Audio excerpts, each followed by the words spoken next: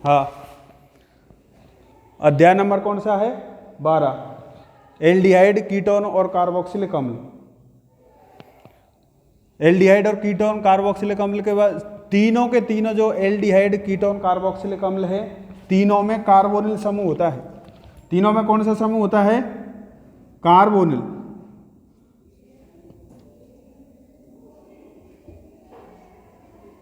तीनों में कार्बोनिल समूह होता है CO, जिसमें कार्बन और ऑक्सीजन के बीच में कौन सा बॉन्ड होता है? द्विबंध होता है। कार्बन और ऑक्सीजन के बीच में कौन सा बॉन्ड होता है? द्विबंध। ठीक है। अब इसमें ये मुख्य क्रियात्मक समूह में आते हैं एल्डिहाइड, कीटोन, कार्बोक्सिलिक अम्ल। ये प्रकृति में पौधों एवं जीवों से अधिकांशतः प्राप्त किए जाते हैं और इनका उपयोग अनेक खाद्य उत्पादों और औषधियों में सुगंध के रूप में इनका उपयोग किया जाता है। ठीक है, एल्डिहाइड और कीटोन का। इनमें से देखो, अगर मान लो कार्बोनिल समूह के अगर एक तरफ एल्किल समूह और दूसरी तरफ अगर हाइड्रोजन हो तो ये एल्डिहाइड होते हैं। ये कौन से समूह होते हैं? एल्डिहाइड।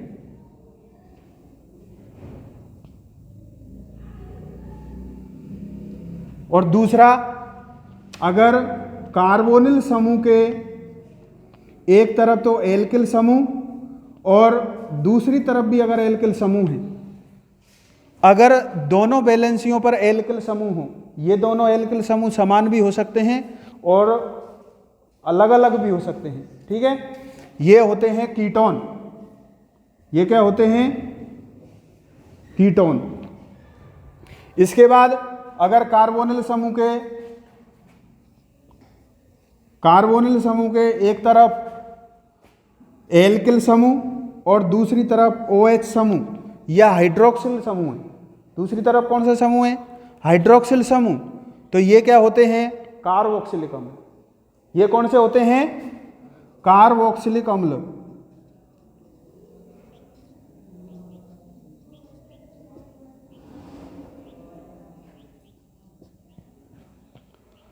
और इसके बाद अगर कार्बोनिल समूह के एक तरफ एल्किल समूह और दूसरी तरफ OR हो, क्या हो? OR। ये R डैश भी हो सकता है, एल्किल समूह अलग अलग भी होंगे। तो RCOOR, ये क्या होते हैं? एस्टर। इनको क्या बोलेंगे अपन? एस्टर। इसके बाद मान लो कार्बोनिल समूह के एक तरफ एल्किल समूह और दूसरी तरफ मान लो Cl हो। दूसरी तरफ क्या हो? Cl। एल्किल समूह और एक तरफ क्या हो? Cl। तो ये क्या होंगे? Acyl halide. Cl, देखो इसकी जगह अपन हैलाइड लिख लो, X।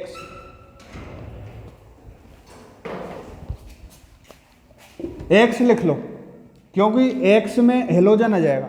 हेलोजन में क्लोरीन, फ्लोरीन, ब्रोमीन, आयोडीन कोई भी आ सकता है। ठीक है, तो ये होगा एसिल हैलाइड। क्या होगा ये? Acyl halide. और नंबर अगला, अगर CO के एक तरफ एल्किल समूह और दूसरी तरफ NH2 हो, दूसरी तरफ क्या हो? NH2। NH2 को क्या कहेंगे अपन? एमीन। NH2 को क्या कहेंगे? एमीन। तो RCONH2, RCONH2 ये एमाइड होते हैं। ये क्या होते हैं? एमाइड। ठीक है, अब यहां पर सभी में कार्बोनिल समूह है। सभी में क्या है? कार्बोनिल समूह CO। एक तरफ इसमें अगर दोनों तरफ, एक तरफ एल्किल समूह और दूसरी तरफ हाइड्रोजन है तो वो एल्डिहाइड। अगर दोनों तरफ एल्किल समूह है तो वो कीटोन, और एक तरफ एल्किल और दूसरी तरफ अगर OH समूह है तो वो कार्बोक्सिलिक अम्ल। और एक तरफ एल्किल और दूसरी तरफ ऑक्सीजन के साथ क्या जुड़ा हुआ हो, एल्किल समूह, तो ये क्या हो जाएंगे, एस्टर। और एक तरफ एल्किल समूह और दूसरी तरफ अगर हेलोजन है, हेलाइड है, तो ये क्या होंगे, एसिल हेलाइड। ठीक है, अब इनके नामकरण की बात करते हैं ना अपन, तो एल्डिहाइड, एल्डिहाइडों में अगर एल्डिहाइडों में अनुलग्न एल लगता है, जब अपन इनका IUPAC नाम लिखेंगे ना, तो अनुलग्न क्या लगेगा इसमें, एल। जैसे मेथेनेल, प्रोपेनेल, ब्यूटेनेल। कीटोन में अनुलग्न ऑन लगेगा, कीटोन में अनुलग्न क्या लगेगा, ऑन। जैसे प्रोपेनॉन, ब्यूटेनॉन, पेंटेनॉन, हेक्सेनॉन। ठीक है, इसके बाद है कार्बोक्सिलिक अम्ल। कार्बोक्सिलिक अम्ल में अनुलग्न लगता है ओइक अम्ल। कार्बोक्सिलिक अम्ल में कौन सा लगेगा, ओइक अम्ल। अगर कार्बन की संख्या 1 है तो मेथेनोइक अम्ल, कार्बन की संख्या 2 है एथेनोइक अम्ल, 3 है तो प्रोपेनोइक अम्ल, ऐसे। और एस्टर की बात करते हैं तो RCOOR, इसमें पहले एल्किल समूह का नाम लिखते हैं, फिर उसके बाद जो बचे हुए कार्बन की संख्या है उनके साथ O8 लगाते हैं। O8 मतलब एस्टर में अनुलग्न O8 लगता है। एस्टर में अनुलग्न क्या लगेगा, O8। जैसे मेथिल मेथेनोएट, एथिल एथेनोएट, ऐसे। एसिल हेलाइड की बात करते हैं तो एसिल हेलाइड में देखो अनुलग्न लगेगा oil halide, oil halide.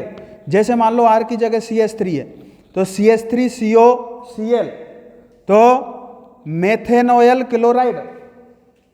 Carbon की संख्या अगर 1 है तो क्या हो जाएगा, कार्बन की संख्या वैसे 2 ही आएगी क्योंकि एक एल्किल में आएगा, तो 1 2 एथेनोयल हेलाइड। हेलाइड की जगह अगर क्लोरीन है तो एथेनोयल क्लोराइड, ब्रोमीन है तो एथेनोयल ब्रोमाइड, मतलब ऑयल हेलाइड आएगा इसमें। क्या आएगा इसमें, ऑयल हेलाइड। इसके बाद है एमाइड, RCONH2, एथेनेमाइड, मेथेनेमाइड, प्रोपेनेमाइड। इस प्रकार से इनमें तो मेथेनेमाइड, एमाइड वगैरह, एमाइड ही लगेगा अनुलग्न। ठीक है, तो इस प्रकार ये हुए। अब इनमें देखो, इनमें कुछ यौगिक है जो मतलब उनसे प्राप्त किए जाते हैं पौधों से। जैसे बेनेलीन है, बेनेलीन की बात करते हैं तो CH3 OCH3, मैं इसको CHO OCH3 और OH, ये क्या है, बेनेलीन होता है। क्या नाम है इसका, बेनेलीन, जो बेनिला सेम से प्राप्त होता है। किससे प्राप्त होता है, बेनिला सेम से। ये शुरू में ही बताया था कि एल्डिहाइड कीटोन कार्बोक्सिलिक अम्ल है, वो प्रकृति में पौधों और जीवों से प्राप्त होते हैं। ठीक है, तो ये बेनिला क्या हो गया, सेम। ठीक है, ऐसे ही दूसरा है सैलिसिलएल्डिहाइड, CHO और OH।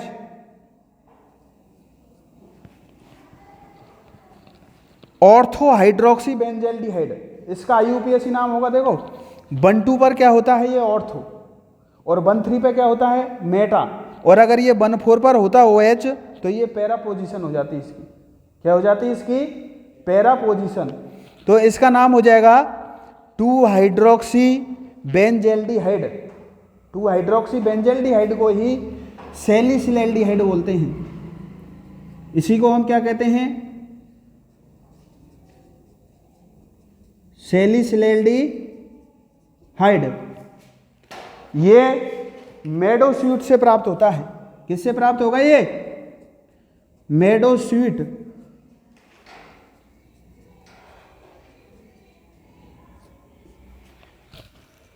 बेनेलीन बेनिला सेम से हो गया, और सैलिसिलएल्डिहाइड जिसका IUPAC नाम ऑर्थो हाइड्रोक्सी बेंजेल्डिहाइड हुआ, और ये मेडोस्यूट से प्राप्त होगा। इसके बाद है सिनेमेल्डिहाइड।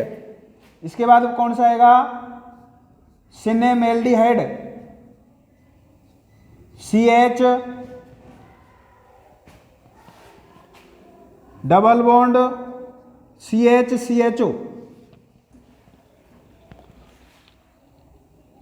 CH डबल बॉन्ड CH, ये क्या हो जाएगा? सिनेमेल्डिहाइड। इसका नाम क्या है? सिनेमेल्डिहाइड। यह है दालचीनी से प्राप्त होता है, मसाला होता है दालचीनी। दालचीनी से प्राप्त होता है। दालचीनी जानते हो ना, जो सब्जी में डालते हैं वो वाली। तो ये देखो, ये सभी के सभी किससे प्राप्त होंगे? पौधे और जीवों से प्राप्त होते हैं। लिख लो इसको यहाँ पे।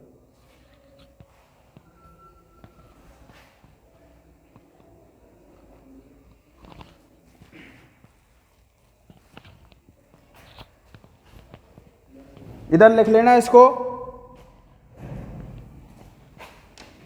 एल्डिहाइड कीटोन, एल्डिहाइड कीटोन एवं कार्बोक्सिलिक अम्ल अधिकांशतः पौधों एवं जीवों से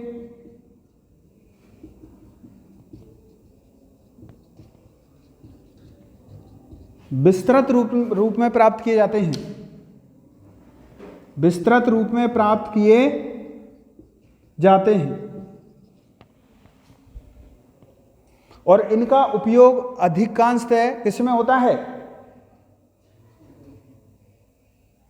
इनका उपयोग जो खाद्य उत्पाद होते हैं, अनेक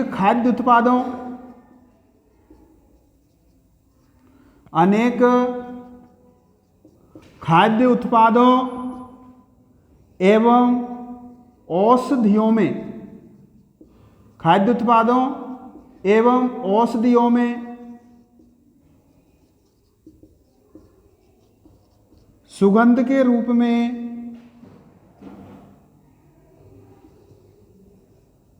प्रयुक्त होते हैं। किसके रूप में प्रयुक्त होते हैं? ये सुगंध के रूप में प्रयुक्त होते हैं। लिख लिया? लिखो लिखो इसको, लिखना भी तो है। हटा दूं इसको? हाँ, नीचे वाले लिख लो। एल्डिहाइड कीटोन कार्बोक्सिलिक अम्ल अधिकांशतः किससे होंगे? पौधे एवं जीवों से, और ये सुगंध के रूप में प्रयुक्त होते हैं।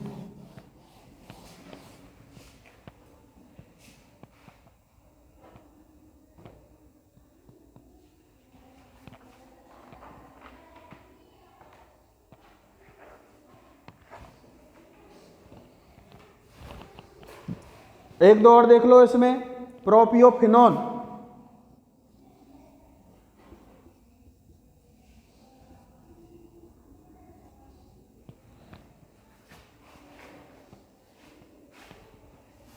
CH2CH3,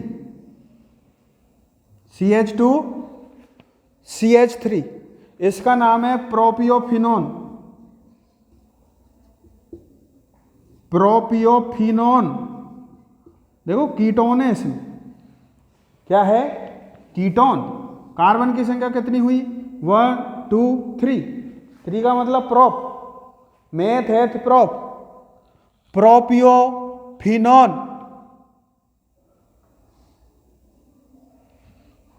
अनुलग्न क्या लगा है इसमें? ऑन, क्योंकि क्या है ये? कीटोन। ऐसे ही दूसरा है, अगर मान लो देखो अपन ने लिखा था CO के दोनों तरफ क्या थे? एल्किल समूह। CO के दोनों तरफ क्या थे? एल्किल समूह। अब अगर मान लो अपन R की जगह दोनों तरफ CH3 लगा दें, दोनों तरफ क्या लगा दें इसमें? CH3, तो ये हो जाएगा एसीटोन। ये क्या होगा? एसीटोन। और अगर इसका मान लो IUPAC नाम लिखे 1 2 3, 3 का मतलब प्रोप, तो प्रोपेनॉन। कीटोन के लिए ऑन अनुलग्न लगा दो, तो इसका क्या हो जाएगा? प्रोपेनॉन। और सामान्य नाम ये है एसीटोन।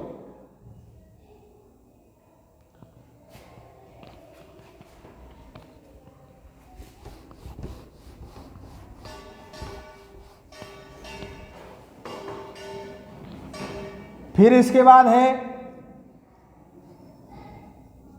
बेंजीन, CO, फिर CH3।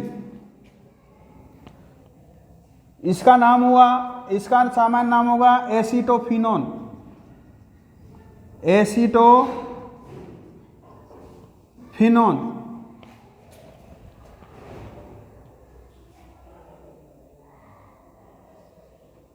एसीटोफिनोन या मेथिल फेनिल कीटोन।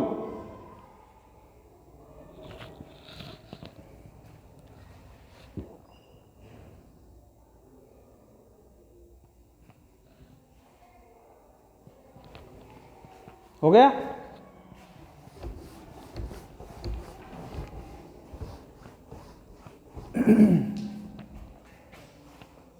अब इनके देखो अपन देख दो कि IUPAC, कुछ IUPAC नाम देख लेते हैं, उनकी संरचना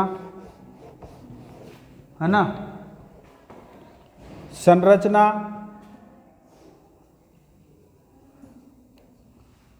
सामान्य नाम,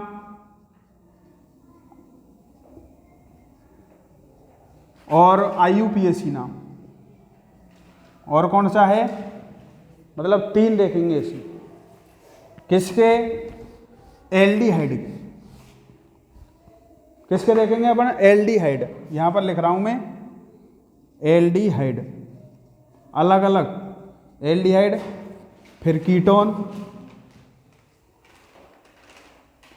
अब देखो एल्डिहाइड की बात करते हैं ना अपन, तो HCHO, HCHO।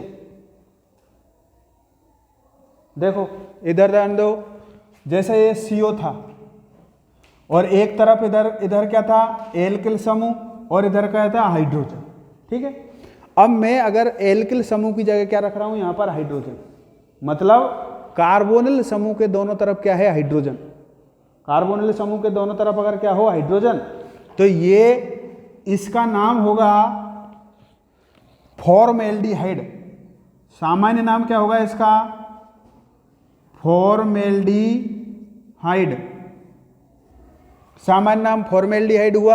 और अगर हम इसका IUPAC नाम लिखते हैं तो कार्बन की संख्या कितनी है इसमें? 1। कार्बन की संख्या कितनी है? 1। तो मेथेन। और एल्डिहाइड में अनुलग्न क्या लगाते हैं अपन? एल। तो मेथेनेल हो जाएगा। क्या हो जाएगा इसका नाम? Methanal. Methane plus al, methane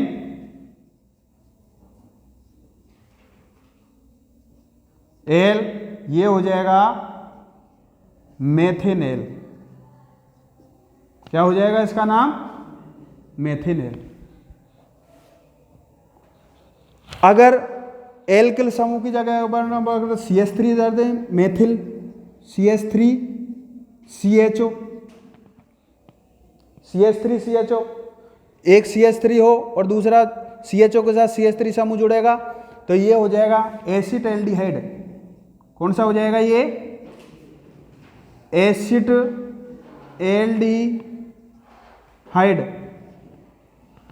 एसिटैल्डिहाइड।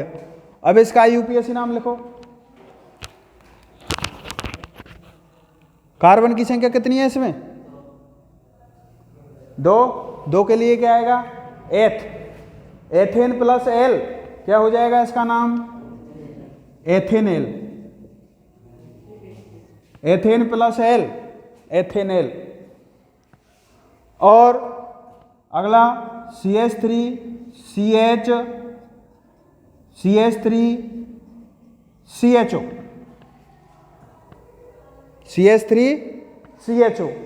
ये देखो आइसोप्रोपिल है।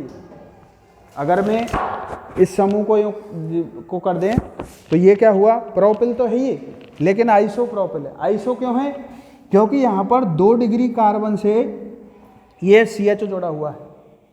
अगर सीधा यहाँ पर जुड़ता ये तो ये क्या हो जाता, प्रोपिल ही होता सीधा, ठीक है, एन प्रोपिल। सीधी श्रृंखला होती है ना, उसमें एन प्रोपिल रहता है। अगर 2 डिग्री कार्बन से ये जुड़ा है तो ये कौन सी होगी, आइसोप्रोपिल। क्या होगी ये, आइसोप्रोपिल। तो इसका नाम हो जाएगा आइसोब्यूटिल एल्डिहाइड, क्योंकि कार्बन की संख्या कितनी है इसमें, 4।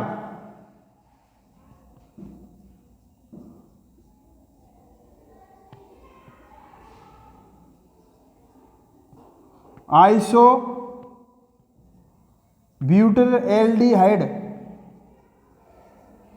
Isobutyl aldehyde.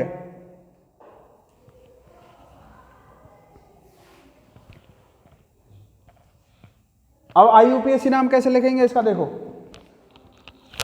IUPAC नाम अपन लिखते हैं ना, तो सबसे पहले ये देखते हैं इसमें लंबी से लंबी कार्बन श्रृंखला का चयन करो। सबसे लंबी कार्बन श्रृंखला कितने कार्बन की होगी, 3 कार्बन की। कितने कार्बन की होगी इसमें, 3 कार्बन की होगी। अब इसमें जो नंबर देते हैं, इसका जो नामांकन करते हैं, अंकन करते हैं, वो किधर से करते हैं, जिधर से क्रियात्मक समूह नजदीक आता है या जिधर से पहले आएगा। तो 1 2 3। अब दूसरे पर सबसे पहले अपन प्रतिस्थापियों को लिखते हैं। सबसे पहले किसको लिखते थे, प्रतिस्थापी। प्रतिस्थापी को लिखा, कौन सा प्रतिस्थापी है, मेथिल। कौन से कार्बन पर लगा हुआ है, दूसरे पर, 2 मेथिल। और कार्बन की संख्या कितनी हुई, 3, प्रोपेनेल, प्रोपेन प्लस एल। तो इसका नाम हो जाएगा 2 मेथिल प्रोपेनेल, 2 मेथिल प्रोपेनेल इसका नाम होगा। ठीक है, लिखो इसको।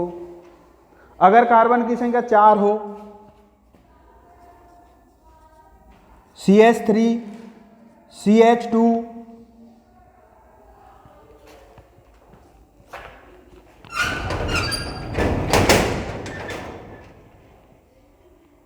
CH3 CH2, कार्बन की संख्या 4 और एक क्या हो, एल्डिहाइड। अब कार्बन की संख्या 4 होती है ना, इसको वेलर बोलते हैं, वेलर एल्डिहाइड। इसका नाम क्या होगा, जो सामान्य नाम, 4 कार्बन हो और एक एल्डिहाइड, तो वेलर एल्डिहाइड, वेलर एल्डिहाइड। अब इसका आप IUPAC नाम लिखो। इधर देखो, CH3, लंबी से लंबी कार्बन श्रृंखला यही होगी ना, और तो कोई है ही नहीं। अब इसका अंकन करो, किधर से देंगे, CHO की तरफ से। 1 2 3 4 5। कार्बन की संख्या कितनी हुई, 5। 5 का मतलब पेंटेन। और CHO के लिए अनुलग्न क्या लगाएंगे, एल्डिहाइड है तो एल, इसलिए क्या हो जाएगा, पेंटेनेल। अब ध्यान दो इधर, पेंटेनेल तो है, लेकिन ये CHO कौन से कार्बन पर है, पहले कार्बन पर, इसलिए 1 पेंटेनेल। इसलिए इसका नाम क्या हो जाएगा, 1 पेंटेनेल, 1 पेंटेनेल।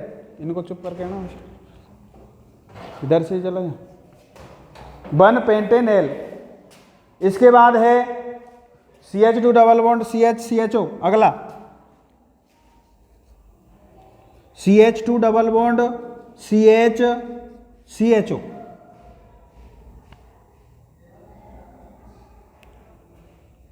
CH CHO ये है एक, इसका नाम क्या होगा, एक्रोलीन। इसका नाम क्या होगा,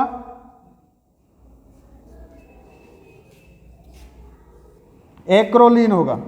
अब इसका IUPAC नाम लिखो, देखो 1 2 3।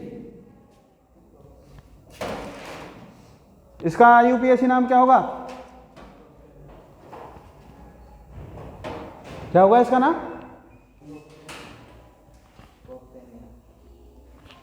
इसका IUPAC नाम होगा, कार्बन की संख्या तो कितनी है? 3, इसलिए प्रोप, और डबल बॉन्ड किस पे लगा हुआ है? दूसरे कार्बन पर, 1 2 3, तो प्रोप 2 इनेल, इन प्लस एल से इनेल बना है। समझ में आई बात? अपन को ये भी तो दर्शाना पड़ेगा इसमें कि द्विबंध कहां पर है। तो प्रोपेन, प्रोप 2 इनेल, हाँ बता दूं ना आपसे इसको। अब इसके बाद है कीटोन।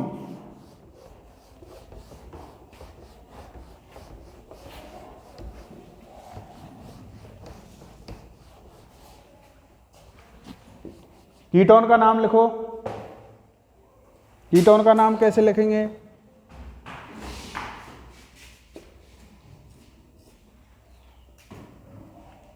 कीटोन का देखो, CH3, CO, CH2, CH2, CH3, ठीक है।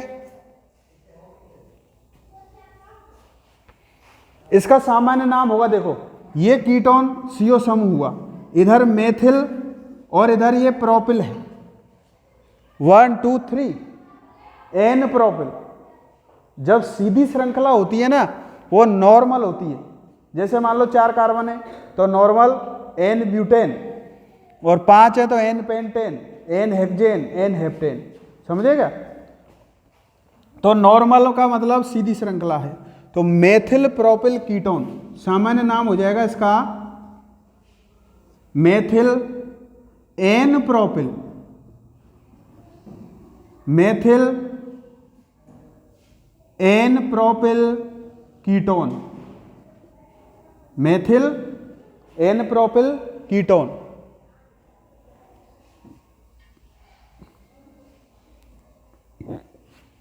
और IUPAC नाम लिखते हैं तो देखो अंकन करो इसमें, किधर से करेंगे? CO समूह जहां से नजदीक हो, इधर से देंगे 1 2 3 4 5, दूसरे पर आएगा, इधर से देंगे तो 1 2 3 4, कौन से पर आएगा?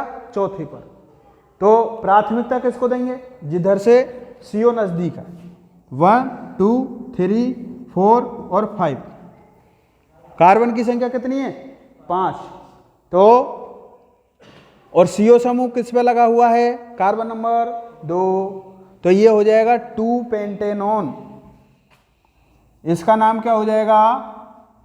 2 पेंटेनॉन, ठीक है।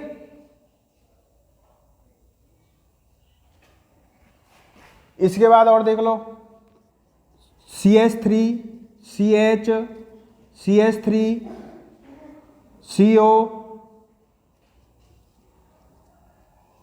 CH, CH3 और CH3। अब ध्यान दो, इधर देखो 3 कार्बन, इधर भी 3 कार्बन, 3 कार्बन है ना, प्रोपिल है। लेकिन कौन सी प्रोपिल है? ये 2 डिग्री कार्बन जुड़ा हुआ है इससे, इसलिए ये क्या हो जाएगी? आइसोप्रोपिल। कौन सी प्रोपिल है ये? आइसोप्रोपिल। और ये भी कौन सी प्रोपिल है? आइसोप्रोपिल। तो डाई आइसोप्रोपिल कीटोन। इसका सामान्य नाम क्या होगा? Di isopropyl ketone, di isopropyl ketone, इसका क्या हो जाएगा? सामान्य नाम। अगर इसका, अब फिर इसका IUPAC नाम लिखो। IUPAC नाम लिखेंगे तो क्या करेंगे? सबसे पहले लंबी से लंबी कार्बन श्रृंखला का चयन कर लिया, ठीक है। कार्बन श्रृंखला का चयन करके अब इसको नंबर दो। किधर से देंगे इसमें अंकन? इधर से दें तो 1 2 3, तीसरे कार्बन पर आ रहा है ना, और इधर से देते हैं तो 1 2 3, मतलब कहीं किधर से भी दे लो, दाईं तरफ से या बाईं तरफ से, कहीं से भी अंकन करो। तो देखो 1 2 3 4 5। कार्बन की संख्या कितनी है? 5। ठीक है, इसमें देखो सबसे पहले प्रतिस्थापियों का नाम लिखते हैं अपन। तो सबसे पहले प्रतिस्थापी का लिखो CH3 CH3। कौन कौन से कार्बन पर है? 2 पर और 4 पर। जब समान प्रतिस्थापी होते हैं, जब समान प्रतिस्थापी होते हैं तो अगर 2 है तो उनके लिए डाई, 3 है तो ट्राई, 4 है तो टेट्रा, 5 है तो पेंटा, ऐसे लिखा जाता है। तो इसमें देखो 2 4 di methyl, 2 4 di methyl. Carbon की संख्या कितनी हुई यहां पर? 5, इसलिए पेंटेनॉन। कौन सा पेंटेनॉन? कौन सा pentanone? 3 pentanone, 3 pentanone. Direct pentanone लिख देंगे ना अपन, तो अपन को ये पता नहीं लगेगा CO कौन से कार्बन पर है, CO कौन से कार्बन पर था। ठीक है, तो ये हो जाएगा 2 4 डाईमेथिल 3 पेंटेनॉन, डाईमेथिल 3 पेंटेनॉन। हाँ, ये साइक्लोहेक्सीन है, इस कार्बन पर CO लग गया तो ये कीटोन हो गया। ठीक है, और ये एल्फा पोजीशन पर क्या है? यहाँ पर मेथिल समूह, तो इसका नाम क्या होगा? Alpha methyl, alpha methyl. और साइक्लोहेक्सेनॉन, इसका नाम क्या होगा? Alpha methyl cyclohexanone. लिख लो सामान्य नाम, alpha methyl cyclohexanone, alpha methyl cyclohexanone.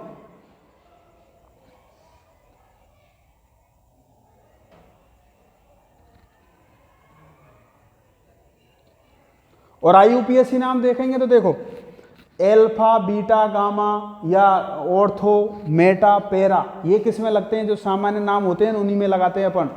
IUPAC नाम में 1 2 3 उसकी पोजीशन बताई जाती है। ठीक है ना, एल्फा बीटा गामा जो भी है वो किस में लगते हैं? सामान्य नाम में।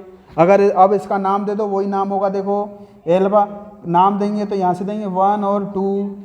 ठीक है, तो 2 पर क्या हो जाएगा? Methyl, 2 methyl cyclohexanone. IUPAC नाम क्या हो जाएगा इसका? 2 मेथिल साइक्लोहेक्सेनॉन, 2 मेथिल साइक्लोहेक्सेनॉन।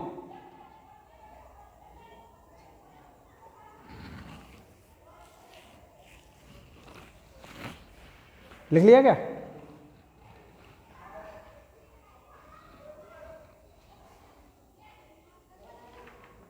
इसके बाद चलो अब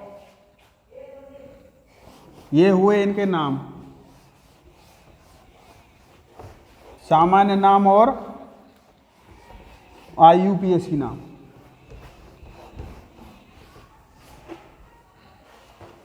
अब कार्बोनिल समूह की संरचना, जो अपन ने CO समूह पढ़ा था ना, उसकी संरचना देखो।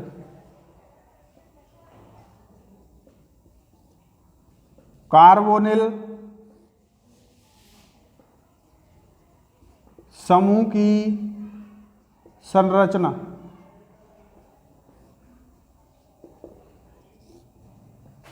कार्बोनिल समूह की संरचना।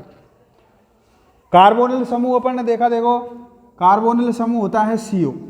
कार्बोनिल समूह क्या होता है? CO, जिसमें कार्बन और ऑक्सीजन के बीच में क्या होगा? डबल बॉन्ड होता है। कार्बन और ऑक्सीजन के बीच में क्या होगा? द्विबंध होगा।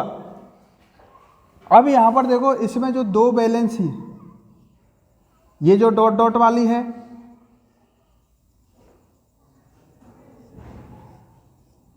और एक ये वाली है। ठीक है, अब ये वाली होती है ना जो डॉट डॉट में लिखी है, वो क्या है? पृष्ठ के अंदर की तरफ होती है। पृष्ठ के क्या होती है? अंदर की तरफ। और ये क्या है? पृष्ठ के किधर है? बाहर की तरफ। अब इसमें जो कार्बन परमाणु होता है कार्बन परमाणु कितने सिग्मा बॉन्ड बनाएगा यहाँ पर? 1, 2 और 3। सिंगल बॉन्ड होता है उसमें सिग्मा बॉन्ड होगा, और जो डबल बॉन्ड होता है उसमें एक सिग्मा और एक पाई होगा। एक सिग्मा और एक क्या होगा? पाई। और अगर मान लो ट्रिपल बॉन्ड है, कौन सा बॉन्ड है? ट्रिपल, तो एक सिग्मा और 2 पाई होंगे, एक सिग्मा और 2 पाई। संकरण में केवल अपन सिग्मा बॉन्डों को लेते हैं। अगर दो सिग्मा है तो sp संकरण, और 3 सिग्मा है तो sp2 संकरण, और अगर 4 सिग्मा है तो sp3 संकरण, एक s और एक 3 p। और अगर 2 है तो एक s और एक p, 3 है तो एक s और 2 p, sp2। ठीक है, इसलिए ये इसके 3 sp2 संकरित होते हैं, एक sp2, 3 sp2 संकरण होगा। ठीक है, अब यहां पर देखो इसका जो चौथा असंकृत p कक्षा, जो चौथा इलेक्ट्रॉन होता है, कार्बन के संयोजी इलेक्ट्रॉन कितने होते हैं? 4। ठीक है, और इसका जो चौथा इलेक्ट्रॉन है वो किस में होगा? असंकृत p कक्षक में। असंकृत किस में होगा? p कक्षक में होता है। यह ऑक्सीजन के p कक्षक के साथ, ऑक्सीजन के p कक्षक के साथ समपार्श्वीय अतिव्यापन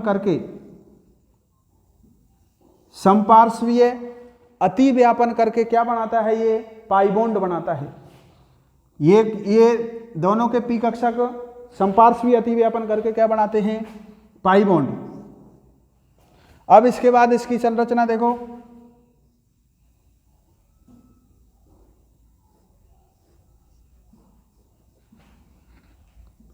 और ये ऑक्सीजन। ठीक है, अब यहां पर देखो ऑक्सीजन की जो विद्युत ऋणता कार्बन की तुलना में क्या होती है? अधिक। ऑक्सीजन की विद्युत ऋणता कार्बन की तुलना में क्या होती है? अधिक। इसलिए जो पाई इलेक्ट्रॉन है, पाई इलेक्ट्रॉन अब किसकी तरफ शिफ्ट होगा? ज्यादातर ऑक्सीजन की तरफ। इस प्रकार थोड़ा बड़ा दिख रहा है उधर, ऐसे, मतलब इधर कम और उधर थोड़ा सा ज्यादा, ऐसे। और यहां पर ऑक्सीजन के 4 अयुग्मित इलेक्ट्रॉन,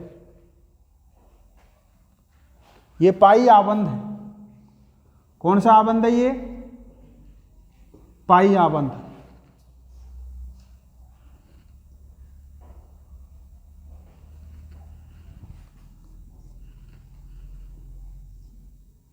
फिर लास्ट वाली संरचना,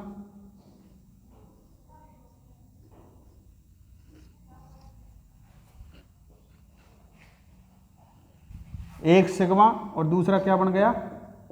पाई बॉन्ड।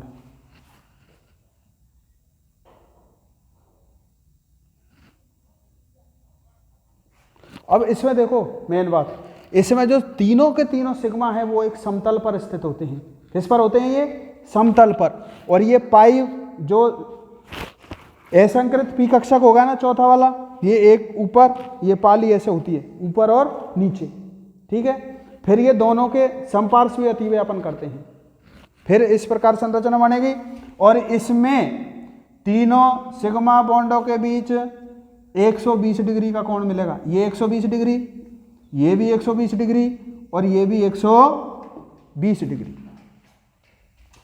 इसको अपन अगर ऐसे लिखो तो ऐसे कर दो भले। ये समतल पर होते हैं और ये तल के ऊपर और तल के नीचे।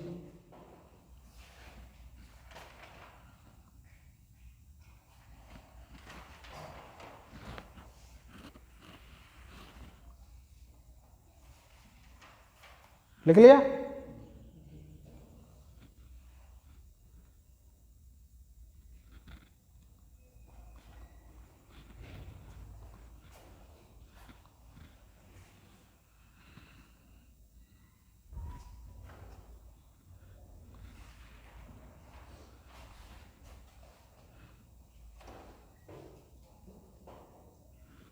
मिटा दो? हाँ, ये कार्बोनिल की संरचना। अब एल्डिहाइडों को एल्डिहाइड बनाने की विधियाँ, कुछ विधियाँ देख लेते हैं इसमें। एल्डिहाइड एवं कीटोन,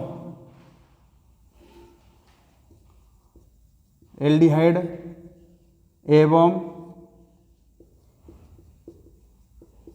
कीटोनों का विरचन, एल्डिहाइड एवं कीटोनों का विरचन।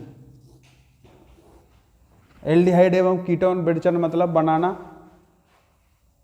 फॉर्मेशन बनाने की विधियाँ, ठीक है।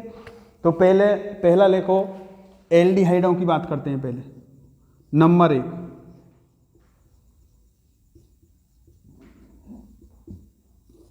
एल्डिहाइडों का विरचन। अपन इसमें मेन पढ़ेंगे जो नाम वाली रिएक्शन आएंगी, जो नेम रिएक्शंस आएंगी, उनके द्वारा एल्डिहाइडों का निर्माण होगा, उसके बारे में पढ़ेंगे। तो पहला है एसिल क्लोराइड। पहला क्या है?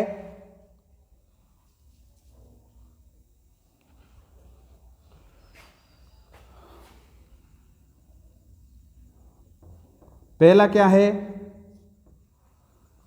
एसिल क्लोराइडों से,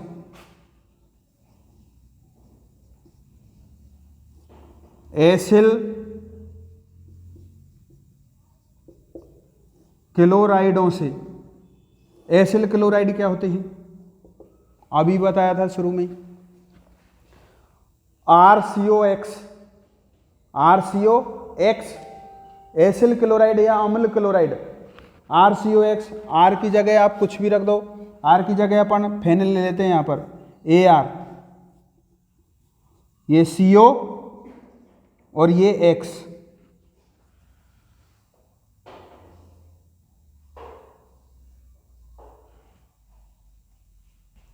जब इसका अपचयन H2 और PDBaSO4 पैलेडियम और बेरियम सल्फेट की उपस्थिति में जब इसका अपचयन करवाया जाता है तो कार्बोनिल समूह का अपचयन हो जाता है यहाँ पर, और RCOX ये CHO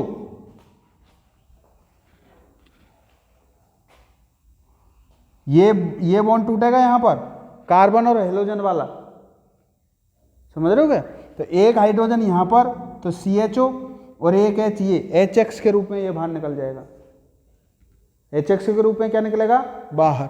और ये CHO समूह इससे जुड़ जाएगा, ये हो जाएगा बेंजेल्डिहाइड। बेंजेल्डिहाइड।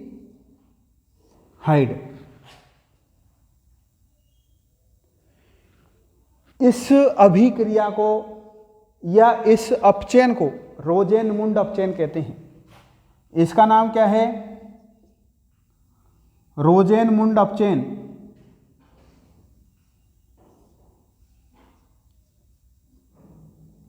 अब ये आपको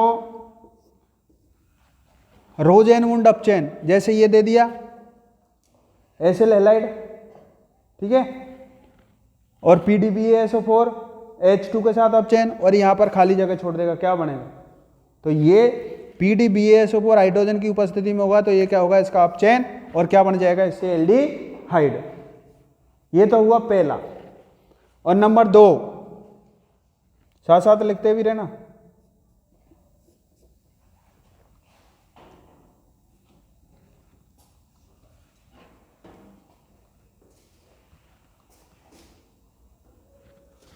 नंबर 2 लिखो, नाइट्राइल एवं एस्टर से। नाइट्राइल एवं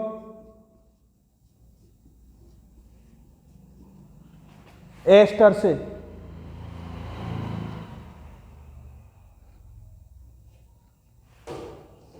ये नाइट्राइल एस्टर छोड़ो इसको।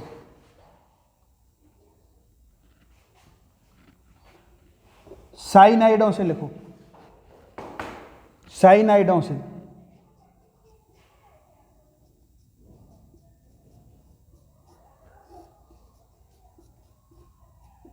साइनाइडों से लिखो। इसमें देखो RCN एल्किल साइनाइड की अभिक्रिया जब एल्किल साइनाइड की अभिक्रिया SnCl2 और HCl की उपस्थिति में करवाई जाती है। एल्किल साइनाइड लिख लेना इसको, एल्किल साइनाइड ये टिन क्लोराइड है SnCl2 और HCl की उपस्थिति में जब ये अभिक्रिया होती है तो RCHO बनेगा। इसको क्या बनेगा? मध्यवर्ती और बनाना चाहे तो RCH डबल बॉन्ड NH, ये शायद एल्डी मीन है। इसका जैसे ही जल अपघटन करवाते हैं H3O+ की उपस्थिति में, H3O+ की उपस्थिति में जल अपघटन कराते हैं तो RCHO क्या बनेगा? RCHO एल्डिहाइड बनी कि नहीं बनी? एल्डिहाइड। तो इससे एल्डिहाइड फटाफट लिखो।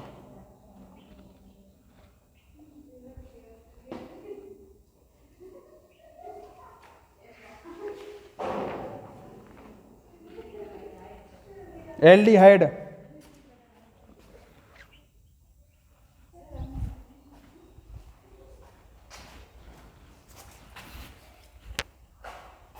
लिख लिया? इसको हटा दो इसको। इसके बाद कुछ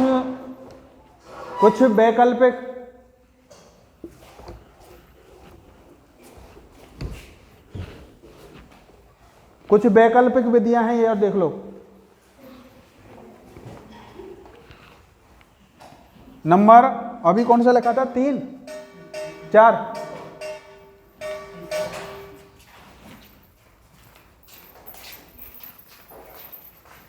कौन सा लिखा था? अभी 2 लिखा था, 3 लिखा था? 2 के बाद अब 3, number 3 di isobutyl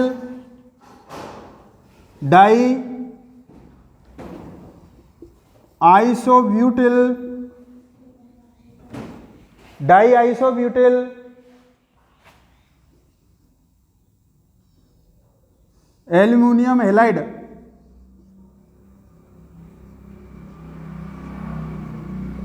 डाईआइसोब्यूटिल aluminium halide द्वारा, इसको डाइवल बोलते हैं, DIVAL और H, diisobutyl aluminium halide, diisobutyl aluminium halide.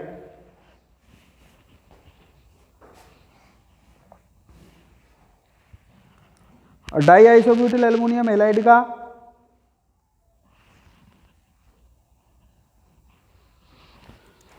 इसमें पहला लिखो RCN एल्किल साइनाइड की अभिक्रिया पहला लिख रहा हूं, देखो डाई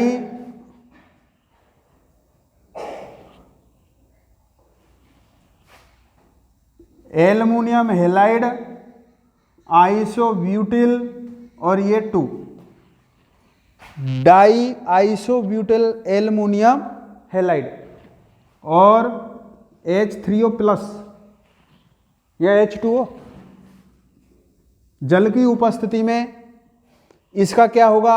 अप चेन और एल्डिहाइड बन जाते हैं RCHO। Die isobutyl aluminium halide की उपस्थिति में क्या होगा? Up chain. अप चेन कैसा हुआ? देखो RC≡N, ध्यान दो इधर, RC≡N हुआ, ठीक है। अब यहां पर इसका क्या होना है? अप चेन H2O जुड़ेगा, OH और H बाद में जुड़ेगा HOH, एक सिग्मा बॉन्ड टूटेगा तो एक हाइड्रोजन इधर और एक हाइड्रोजन इधर, ठीक है। फिर किससे अभिक्रिया होगी? H2O से, एक और फिर टूटेगा तो फिर यहां पर ऑक्सीजन इधर और H2 इधर, अब यहाँ पर देखो रिलीज क्या होगी, NH3 रिलीज क्या हो रहा है यहाँ पर, NH3 रिलीज हो रहा है यहाँ पर, ठीक है। तो और ये क्या बना, RCHO प्लस NH3, लिख लो इसको। Number 2 CH3 CH double bond CH CH2CN, ये aluminium hydride isobutyl di isobutyl aluminium halide, और ये H2O। देखो इसमें भी क्या होगा, ये बिल्कुल सेम रहेगी, और CN साइनाइड का क्या हो जाएगा, अपचयन, और उसका फिर क्या हो जाएगा, जल अपघटन। इसके बाद तो CN CHO में बदल जाएगा। CN किस में चेंज हो रहा है यहाँ पर, CHO में। इसी प्रकार इसमें हो जाएगा CH3 CH double bond CH CH2 और CHO।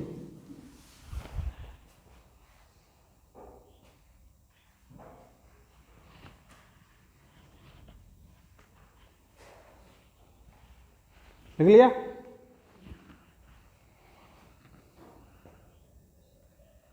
Die isobutyl aluminium halide की उपस्थिति में अपचयन होगा, जिसमें साइनाइड CHO में बदलेगा सीधा, ठीक है। अब है क्रोमाइल क्लोराइड से, क्रोमिल क्लोराइड से, क्रोमिल क्लोराइड से। नंबर अगला कौन सा था, चौथा, क्रोमिल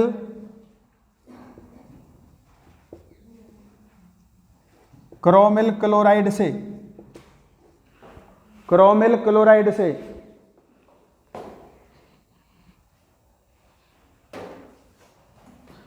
टोलुइन की अभिक्रिया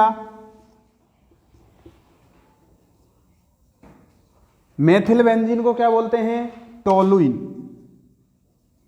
मेथिल बेंजीन का नाम क्या है, टोलुइन की अभिक्रिया जब CrO2 Cl2 के साथ करवाई जाती है, किसके साथ होगी, CrO2 Cl2, क्रोमिल क्लोराइड है ये, क्रोमिल क्लोराइड की उपस्थिति में करवाई जाती है तो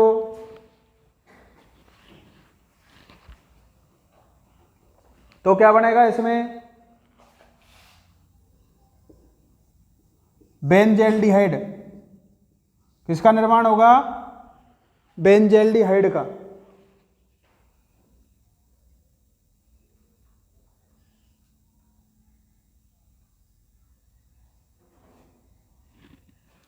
CH2 कार्बन डाइसल्फाइड और जल अपघटन के द्वारा, इसका नाम बेंजेल्डिहाइड, नाम भी लिख लेना, बेंजेल्डिहाइड। अब टोलुइन की अभिक्रिया या मेथिल बेंजीन की अभिक्रिया क्रोमाइल क्लोराइड के साथ कार्बन डाइसल्फाइड और जल अपघटन H2O के साथ करवाते हैं, तो ये क्या बनेगा, बेंजेल्डिहाइड।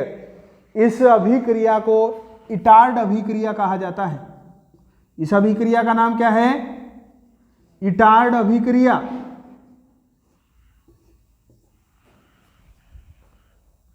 इटार्ड अभिक्रिया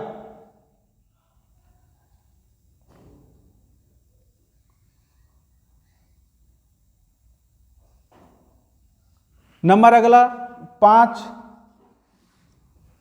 5 नंबर गाटरमान कोख, ये नाम वाली अभिक्रिया है, गाटरमान कोख अभिक्रिया।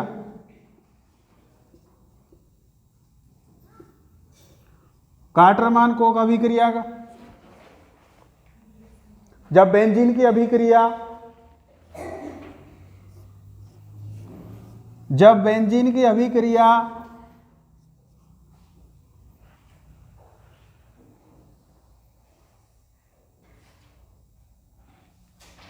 CO और HCl निर्जल AlCl3 की उपस्थिति में करवाई जाती है तो निर्जल AlCl3 की उपस्थिति में करवाई जाती है तो बेंजल्डिहाइड का निर्माण होता है। किसका निर्माण होगा? बेंजल्डिहाइड।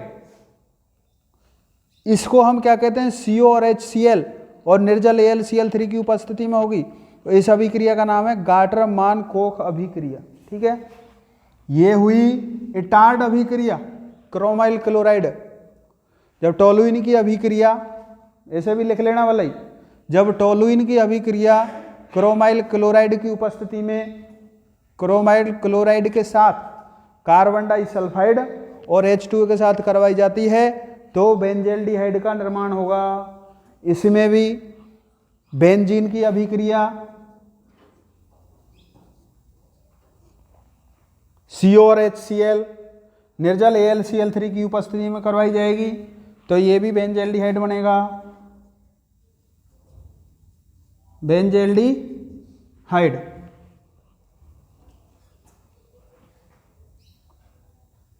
ये देखो अपन ने जो एल्डिहाइड जो बनाने की विधियां हैं ना, वो केवल वही ली हैं जिनका जो नेम रिएक्शन है, जो नाम वाली रिएक्शन है, जो इम्पोर्टेंट रिएक्शन है वही ली है, वो फालतू वाली अपन ने नहीं पढ़ी। ठीक है, इसके बाद अपन पढ़ेंगे एल्डिहाइड वाला हो गया।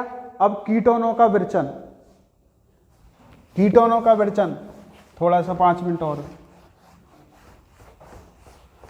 या कीटोन बनाने की विधियां।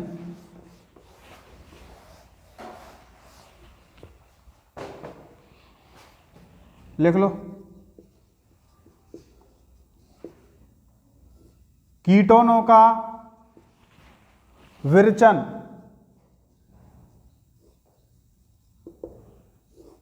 कीटोनों का विरचन।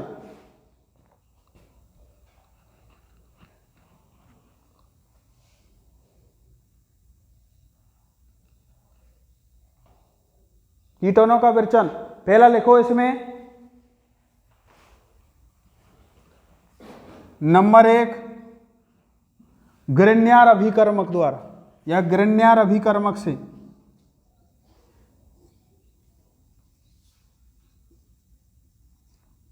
ग्रिग्नार अभिकर्मक द्वारा, ग्रिग्नार अभिकर्मक क्या होता है?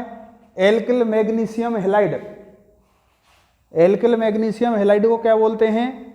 ग्रिग्नार अभिकर्मक। ठीक है, RMgX, तो 2 अणु ले लो इसके, RMgX plus CdCl2, cadmium chloride CdCl2 के साथ जब अभिक्रिया होगी तो R2CD डाई एल्किल कैडमियम, क्या बनेगा इसका? डाई एल्किल कैडमियम, और 2MgXCl, 2MgXCl।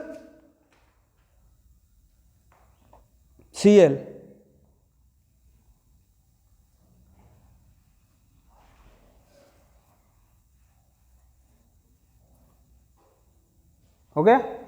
नंबर 2, नंबर 2 लिखो, बेंजीन या प्रतिस्थापित बेंजीन से, बेंजीन या प्रतिस्थापित बेंजीन से, बेंजीन या प्रतिस्थापित बेंजीन से जब बेंजीन की अभिक्रिया RCOCl, RCOCl ये एसिल हैलाइड है, RCOCl alkanoyl chloride, benzene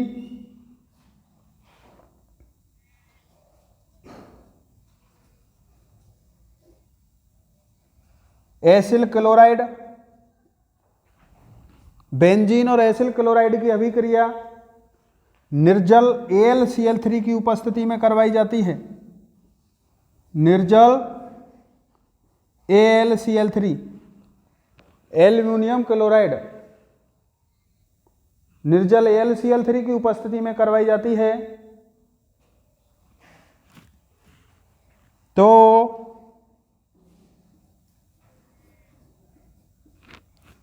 COR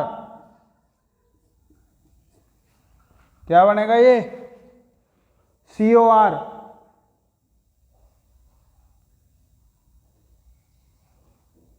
acetyl समूह जुड़ेगा इसमें। बेंजीन के साथ क्या होगा? ये एसिटिल समूह, इसलिए इसका नाम देखो फ्रीडेल क्राफ्ट। इस अभिक्रिया का नाम क्या होगा? फ्रीडेल क्राफ्ट एसिलीकरण। फ्रीडेल क्राफ्ट एसिलीकरण क्या नाम होगा इसका? फ्रीडेल क्राफ्ट एसिलीकरण। जैसे उदाहरण देख लो इसका, ये बेंजीन, R की जगह में CH3 रख रहा हूं, CH3COCl, एथेनॉयल क्लोराइड होगा इसका नाम। ये क्या है? ये एथेनॉयल क्लोराइड।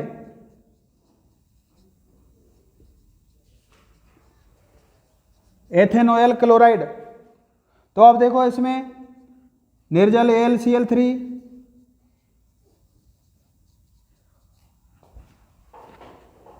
अब यहां पर ध्यान दो, इधर ये हाइड्रोजन, ये हाइड्रोजन और ये Cl, HCl के रूप में बाहर निकल जाएगी, और COCH3 क्या जुड़ जाएगा बेंजीन के साथ? COCH3। इसका नाम है एसीटोफिनोन। इसका नाम क्या है? एसीटोफिनोन। एसीटोफिनोन। अगर सामान्य नाम की बात करते हैं ना इसकी, तो देखो मेथिल फेनिल कीटोन, ये मेथिल है, ये फेनिल है, और ये कौन सा? कीटोन। मेथिल फेनिल कीटोन, ये कौन सा हुआ इसका सामान्य नाम? और एसीटोफिनोन, ये एसिटिल ग्रुप है। ये कौन सा ग्रुप है? ये एसिटिल। एसिटिल समूह, जब बेंजीन के साथ एसिटिल समूह जुड़ता है तो वो क्या हो जाता है? एसीटोफिनोन।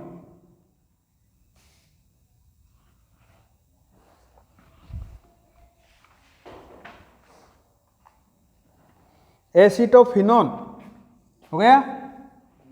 ये है फ्रीडेल क्राफ्ट एसिलीकरण।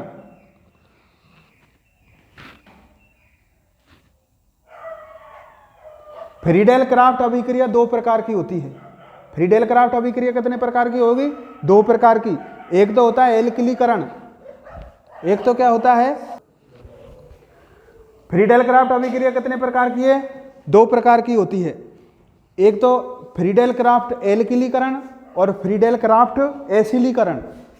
फ्रीडेल क्राफ्ट एल्किलीकरण और फ्रीडेल क्राफ्ट एसिलीकरण। अगर मान लो यहां पर बेंजीन के साथ एल्किल समूह जुड़ेगा, और ये तो यही रहेगा निर्जल AlCl3। अब आपको जब ये एग्जाम में पूछा जाएगा तो आपको ये चीज दी जाएगी कि ये बेंजीन है, ये एसिल क्लोराइड है, और किसकी उपस्थिति में हो रही है? ये निर्जल AlCl3 की उपस्थिति में। तो फिर दिमाग में आ जाना चाहिए कौन सी अभिक्रिया है? Friedel Crafts एसिलीकरण। COCH3 या COR जुड़ेगा, एसिटिल समूह। कौन सा समूह जुड़ेगा इसमें? और अगर मान लो एल्किल समूह, RCl होता सीधा, एल्किलीकरण बोलते हैं उसको। अगर मान लो क्या हो? एल्किल क्लोराइड RCl, तो एल्किल समूह ही जुड़ेगा, क्योंकि H और Cl बाहर निकल जाएगा। HCl क्या जुड़ेगा बेंजीन के साथ? केवल R, एल्किल समूह। तो इसको हम क्या बोलेंगे? फ्रीडेल क्राफ्ट एल्किलीकरण, एल्किल समूह का जुड़ना। तो ये हुई आज की। सबसे पहले अपन ने क्या पढ़ा था? एल्डिहाइड, कीटोन और कार्बोक्सिलिक अम्ल क्या होते हैं, कहाँ से प्राप्त होते हैं, इनके सामान्य नाम, IUPAC नाम, ठीक है, और एल्डिहाइड और कीटोन को बनाने की विधियाँ। इसके बाद अपन पढ़ेंगे इनके भौतिक और रासायनिक गुण। भौतिक और रासायनिक गुण अगली क्लास में पढ़ेंगे। धन्यवाद।